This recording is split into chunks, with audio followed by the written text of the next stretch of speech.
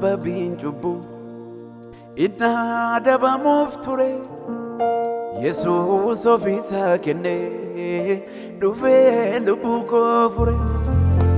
anam sababin jubbu inna dabamuuf ture Yesuus ofisa kenne dhufee lubbuu koo fure anaaf jedhee miidhame anaaf isfannifame anaaf waan hundaa baate yakka kootiif dhiphate anaaf jedhee miidhame anaaf isfannifame anaaf waan hundaa baate yakka kootiif dhiphate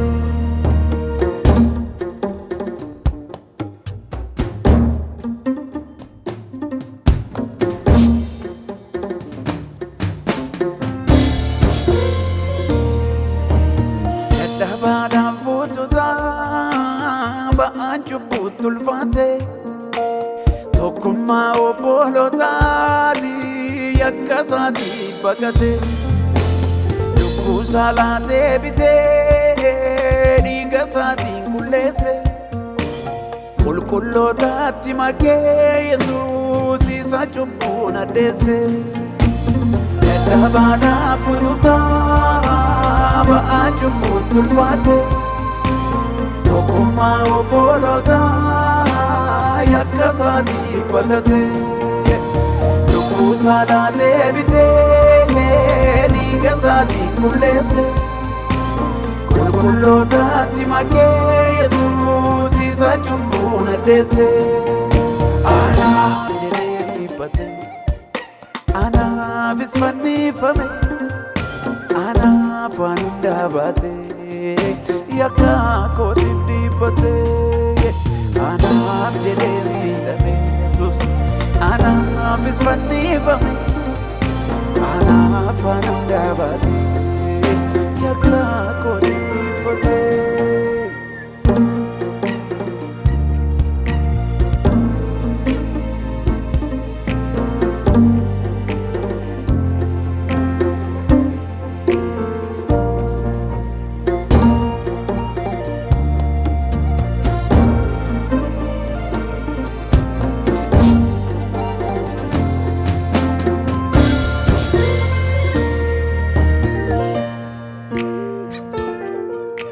Jalala dhugaa gulantaan qabne fayyina guutu Koonii waaqessi abbaa kee jiru lubbuu konduutu Si jaalateera jalala addaa hundumaa jaala Qaroo ijasaa akka ilmaan gafaatti si ilaala Si jaalateera jalala addaa hundumaa jaala Qaroo ijasaa akka ilmaan gafaatti si ilaala Jaalala sargee beeka kan nama kan gooftaa kootii kuni maaluma ejjituu du'aaf dhagaa baatanii fayyaatti hambisee mutuu laala Jaalala sargee beeka kan nama kan gooftaa kootii kuni maaluma ejjituu du'aaf dhagaa baatanii cubbuu ishee dhiisee futuu laala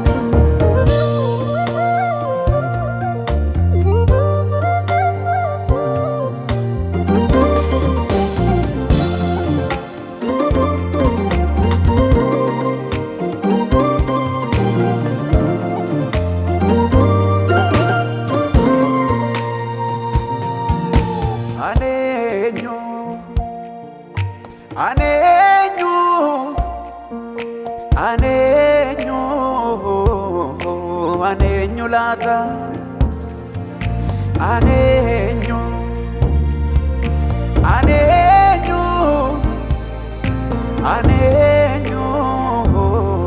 aneenyu laata Kan Waaqayyoo na dhaabee gola maanasaa yakka koof kennee tokkicha ilmasaa aneenyu laata Kan Waaqayyoo na dhaabee gola maanasaa yakka koof kennee tokkicha ilmasaa ani eenyu laata anaaf jedhee miidhame anaafis fannifame anaaf waan hundaa baate yakka kootiif dhiibbate anaaf jedhee miidhame anaafis fannifame anaaf waan hundaa baate yakka kootiif dhiibbate anaaf jedhee dhiibbate anaafis fannifame anaaf waan hundaa baate yakka kootiif dhiibbate anaaf jedhee miidhame anaafis fannifame anaaf waan hundaa baate yakka kootiif dhiibbate